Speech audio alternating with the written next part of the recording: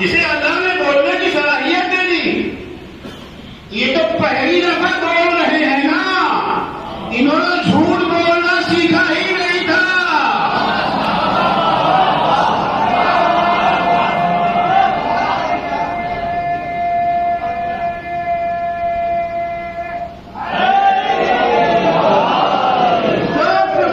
بول دیا فلاں کو مارا. ہاں پر بڑھے ہمارے یہ ذریعے کو مارا تھا انہوں نے.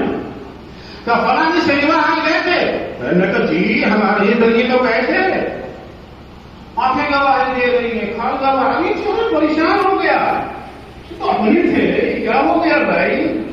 جن پہ تکیا تھا وہی پڑھتے ہوا نہیں تھے. ابھی یہ سارے جرائم سارے گناہ کس کے لیے کیا تھا؟ دو چیزیں ہمارے وجود میں، جسم اور روح. ہم جب گناہ کرتے ہیں مزہ کس کو آتا ہے؟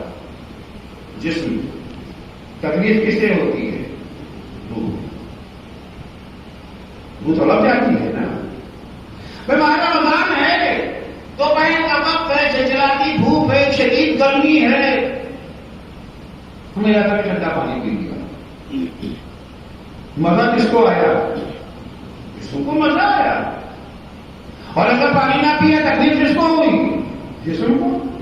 تکلیف جسم کو، مزہ اطاعت میں تکلیف جسم کو، اور گناہ میں جو ہے مزہ جسم کو. جتنے بھی گناہ ہیں جا کے گھر میں ایک ہی گناہ کو دیکھتے جائیے. ٹائم نہیں ہے ایک گناہ بیان کروں. جب بھی گناہ کرتے ہیں کوئی جرم کوئی کرائم ایسا نہیں ہے جو جسم کے فائدے کے لیے ہو. سارا گناہ کیا تھا جسم کے لیے. اب جسم ہمارے خلاف گواہی دے رہا ہے. بلا کے پوچھا تمہیں بولنا کہاں سے آ گیا؟ ان کا جواب ہے انتقل الذی انتقى كل شيء. جس خدا نے زبان کو بولنے کی صلاحیت دی تھی اسی خدا نے ہمیں بھی بولنے کی صلاحیت دے دی ہے. لہذا اگر ہم یہ سمجھتے ہیں کہ بولنا ہمارا کمال ہے، یہ غلط فہمی ہے. جب وہ چاہے گونگا بنا سکتا ہے. دنیا کا مالدار بنے انسان سویا، صبح کو اٹھا گونگا، بولنے کی صلاحیت ہی ختم. اب کیا کرے گا؟ پتا چلا یار یہ تو بہت بڑی نعمت تھی. اب علاج ایسے تو ہے نا. ڈاکٹر کو یہ ڈاکٹر وہ ڈاکٹر، یورپ سے بلاؤ، پیرس سے بلاؤ، امریکہ سے بلاؤ، لندن سے بلاؤ، سب ڈاکٹر بیٹا کسی کے سمجھ میں کچھ آ ہی نہیں رہا ہے. آئے تو کہاں سے سمجھ میں؟ انسان کا فیل ہو تو سمجھ میں آگے جاؤ، خدا کا فیل کیا سمجھو گے؟ انسان کا فیل تو سمجھ میں آ سکتا ہے. حیران نہیں کچھ نہیں. بعد میں اخبار میں ٹی وی میں سب جگہ آ گیا. ہوا کے ساتھ نوگاواں سادات بہت باکمال لوگوں کی بستی ہے، بڑے باکمال لوگوں کی بستی ہے. مولانا مسرور صاحب نے کہا کہ جی میرے پاس علاج ہے، میرے پاس علاج ہے، میں علاج کر سکتا ہوں، گارنٹیڈ علاج.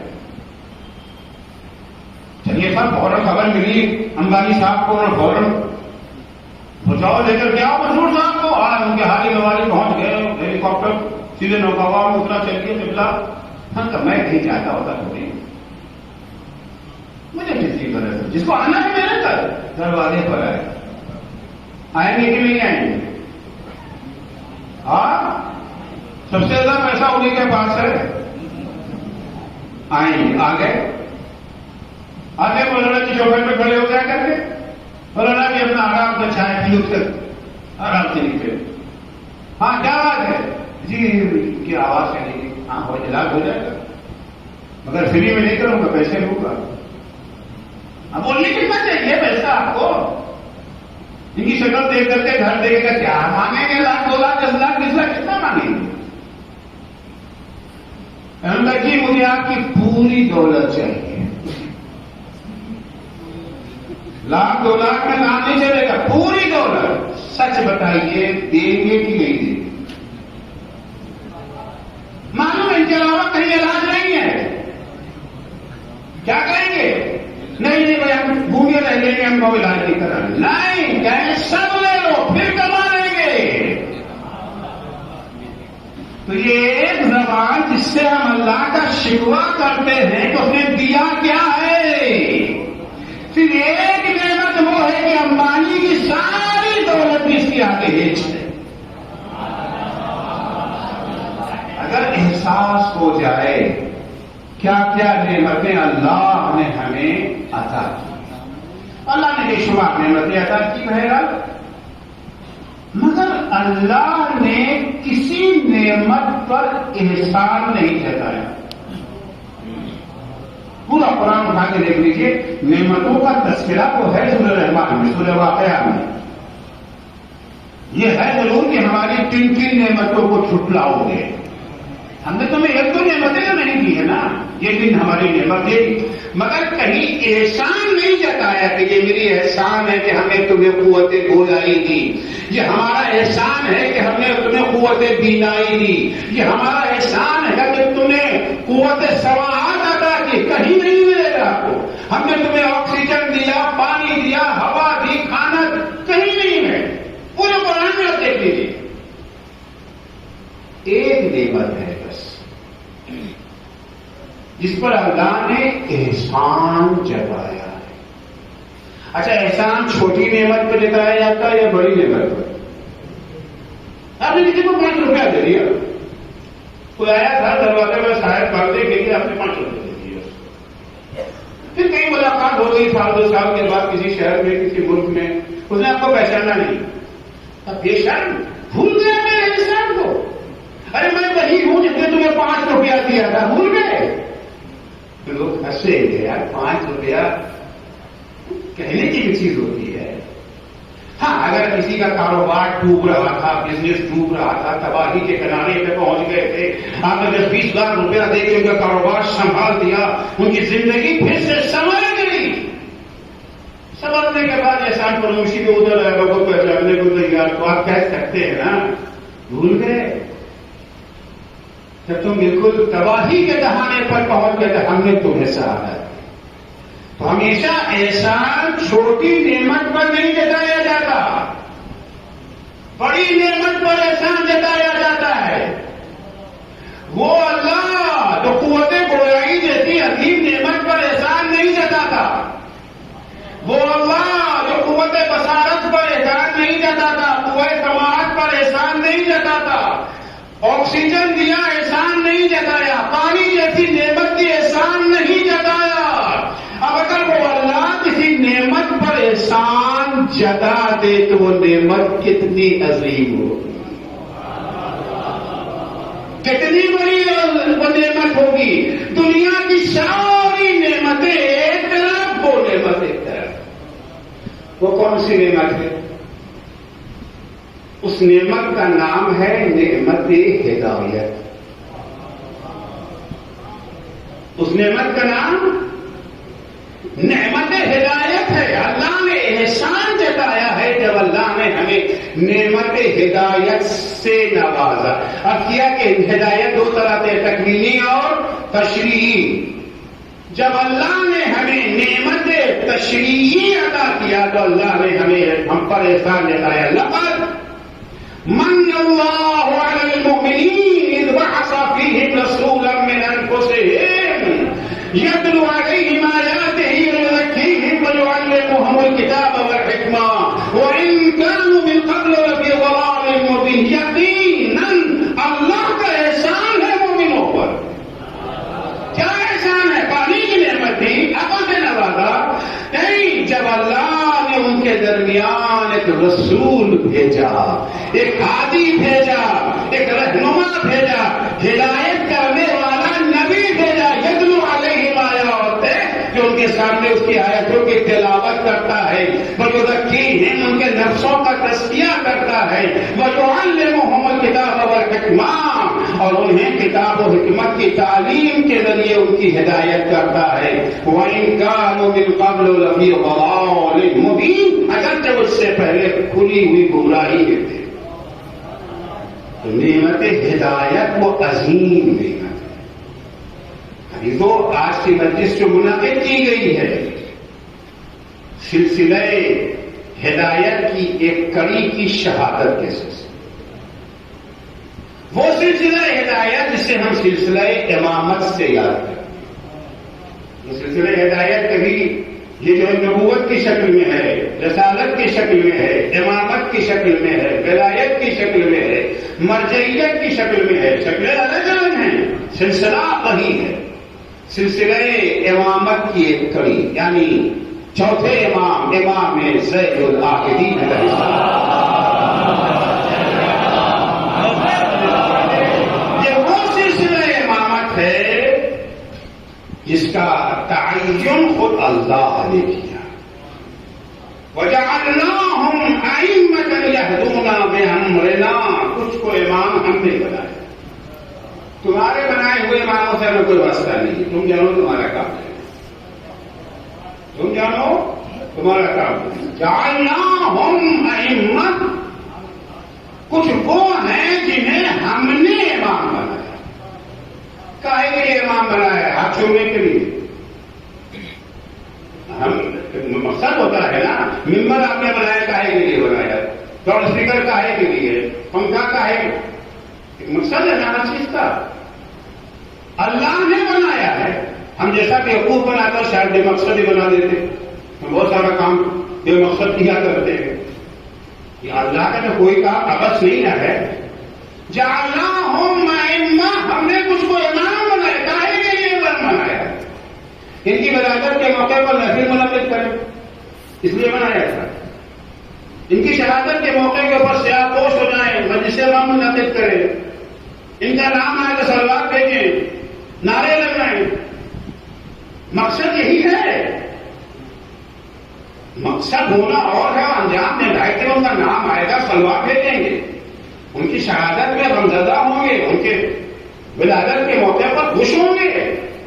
یہ سب کریں گے، مگر مقصد ان کو امام بنانے کا یہ نہیں ہے. مقصد کیا ہے ان کو امام بنانے کا؟ میں یہاں آیا مقامہ سادہ آیا، آنے کا ایک مقصد ہے نا. مقصد کیا تھا؟ مولانا کے گھر میں جا کر کے یہ جو ہے شیورن کھانا، وہاں بیٹھ کر کے یہ جو ہے بسکٹ کھانا، یہ مقصد تھا؟ یا مقصد ہے مجلس پڑھنا؟ میں یہاں آیا، کھانا کھایا، پانی پیا، شربت پیا، پھل کھایا، فروٹ کھایا، چل دیا. کیا ہوگی بات؟ مقصد کیا ہے؟ مقصد امامت جو پروردگار بیان کر رہا ہے. وَجَعَلْنَاهُمْ أَئِمَّةً، کچھ وہ ہیں جنہیں ہم نے امام کاہے کے لیے يَهْدُونَ بِأَمْرِنَا، انہیں امام بنانے کا مقصد یہ ہے کہ ہمارے احکام، ہمارے فرامین، ہماری تعلیمات کی طرف تمہاری ہدایت اور رہنمائی کریں.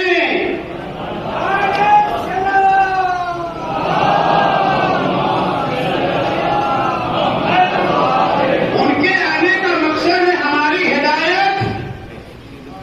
ان کے آنے کا مقصد ہماری ہدایت. تو ہماری ذمہ داری کیا ہے؟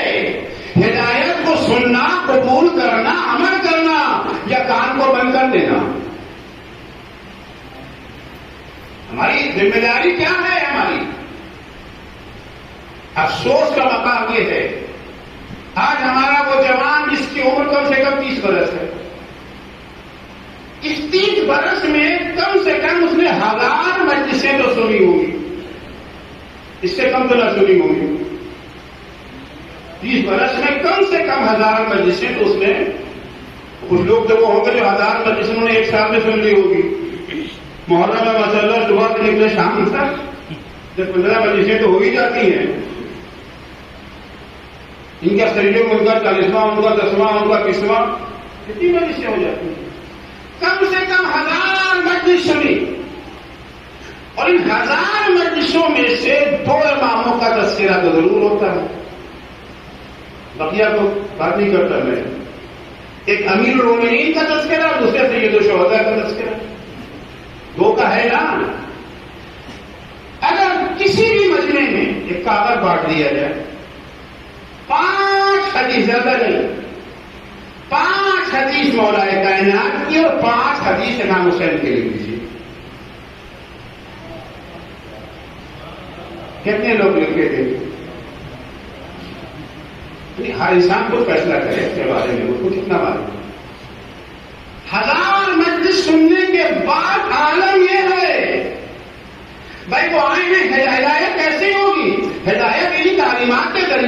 ہوگی، انہیں احادیث کے ذریعے ہی تو ہماری ہدایت ہوگی.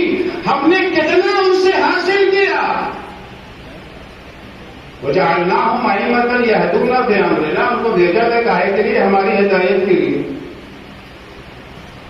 کون ہے یہ افراد؟ ہمیں جاہل کو آپ نے نمبر بٹھا دیا، ہمیں ایسا جاہل آگے بیٹھ دیا. اگر آپ سونے لگے، آپ کو نیند آنے لگے تو حق بجانے میں ہے. بھائی آپ کیا ہے یار، ان کی جب اٹھ کے جانے لگے پھر بھی حق بجانے میں یا کان میں روئی ڈال رہے. ہاں ان کی بکواس کو دیکھتے ہیں تو حق بجانے میں ہے. بات ہے جاہل بے عمل فاضل و فاضل انسان بیٹھا ہوا بکواس کر رہا ہے، کیوں اس کی بکواس سنیں؟ کیوں ہم غور کریں؟ کون ہے یہ افراد جنہیں اللہ نے ہادی بنا کے بھیجا ہے؟ اوحینا الیہم فعل الخیرات، یہ وہ ہستیاں ہیں جتنی بھی نیکی آپ تصور کر سکتے ہیں، کوئی نیکی ایسی نہیں ہے جس کی ہمیں ان کو وحی نہ کرے.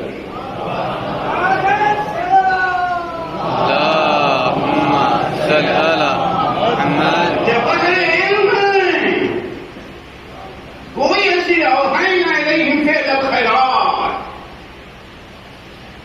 اب ان تمام نیکیوں کی وحی کر. ان میں سے دو چیزوں کی طرف اشارہ کیا گیا. دو نیکیاں، اقام الصلاۃ و ایتاء الزکوٰۃ، نماز کا قائم کرنا اور زکوٰۃ کی ادائیگی. اس کے بارے میں تھوڑا عرض کروں گا اگرچہ وقت کم ہے. اقام الصلاۃ و ایتاء الزکوٰۃ، اور ان کی شان کیا ہے؟ وَكَانُوا لَنَا عَابِدِينَ. یہ خود جملہ عصمت امام پر دلالت کرتا ہے.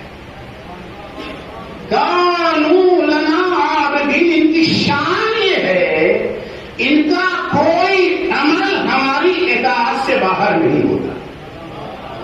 یہ ہمارے علاوہ کسی کی نہیں سنتے، حتیٰ اپنے دل کی آواز بھی نہیں سنتے.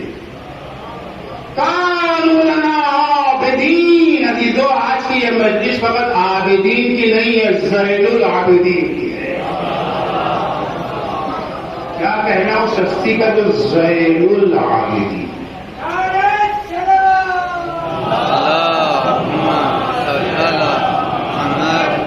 اللہ نے انہیں امام بنا کر کے بھیجا، انہیں امام بنا. کام کیا ہے ان کا؟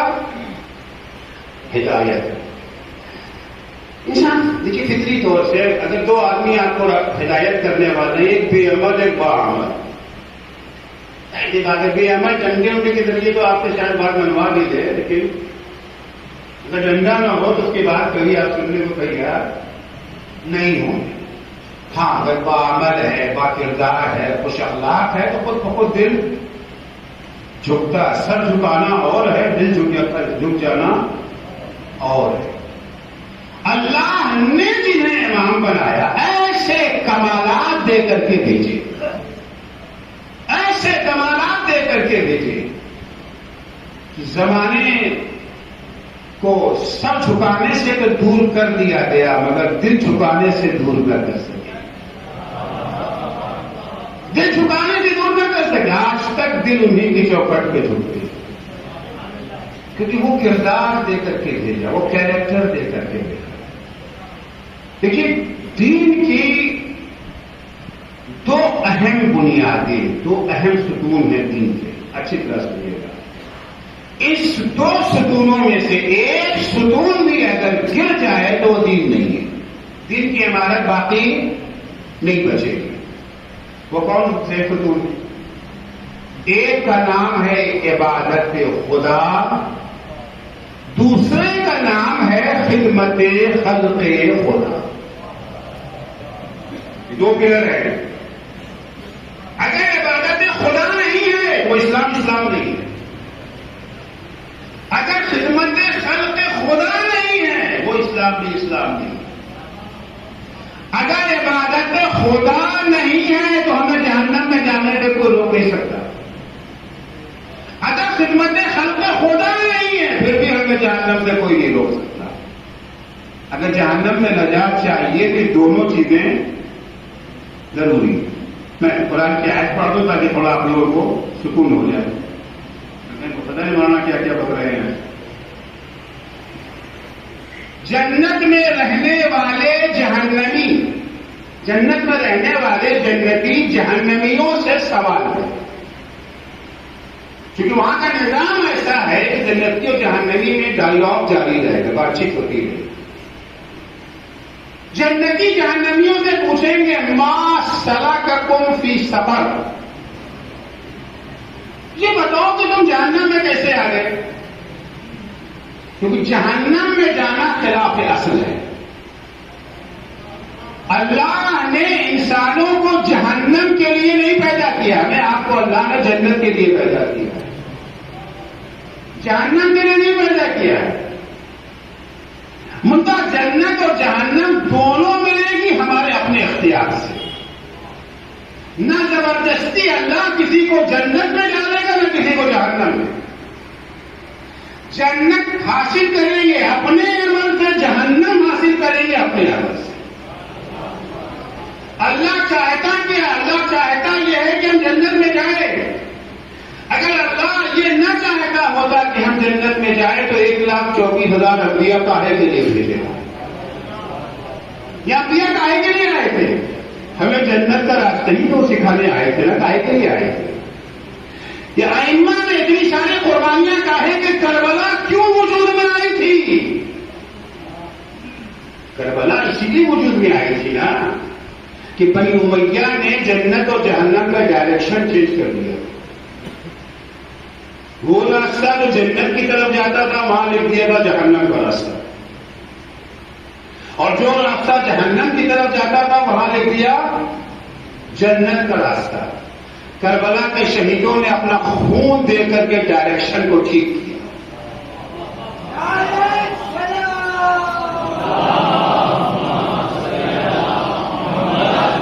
ڈائریکشن کو یہ نہ کہے ارے ہم تو جنت کا نہیں، راستہ بتا دیا۔ بغلا وحجته فيك لينقذ عبادك من حيرة الضلالة والجهالة، خون جگر حسین ابن علی نے پیش کیا تاکہ تیرے بندوں کو تحیر سے نجات دلا دیا جائے، پریشان نہ رہے کہ جنت کا راستہ کون بتانا۔ اصل کیا ہے؟ جنت میں جانا۔ اس وقت یہ مجلس ہو رہی، اصل کیا ہے کہ لوگ یہاں آ کے بیٹھے کر کوئی سڑک میں گلی میں بیٹھا کھلڑ ہنگامہ کر رہا، ہنسی مذاق کر رہا، سوال تو ہو کرنا کہ آپ یہاں کیا کر رہے ہیں؟ آپ کے مجلس میں کوئی آ کے نہیں پوچھے گا آپ یہاں کیا کر رہے ہیں؟ یہاں تو ہونا ہی چاہیے تھا، وہاں نہیں ہونا چاہیے تھا، وہاں خلاف اصل ہے۔ سب کو چاہیے تھا کہ جنت میں ہوتے، جگہ جہنم، تو جہنم میں کہاں سے آ گئے؟ اور تم تو ہمارے بھائی ہو، ایک ہی ماں باپ کے بیٹے ہیں ہم بھی، تو جہنم میں کیسے؟ بلا وجہ تو جہنم میں لاٹری سسٹم تو ہے نہیں، وہ کیا کرے بھائی تمہارے نام لاٹری جنت کی نکل آئی تو جنت میں چلے گئے، ہمارے نام جہنم کی لاٹری نکل آئی۔ سبب ہے نا، ریزن ہے، بلا وجہ نہیں ہے، بہانہ نہیں ہے، بہا ہے۔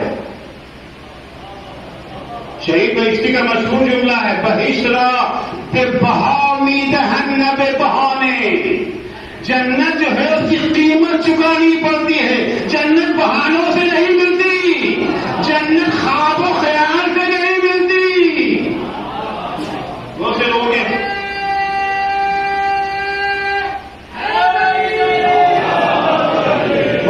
خواب ہوتے ہیں نا، فلاں نے خواب دیکھا، فلاں کو کہ کیا ہوا، ارے یار یہاں فلاں نماز کام آئی یا روزہ کام آیا، کچھ ہی نہیں کام آیا، وہ فلاں کام آ گئے۔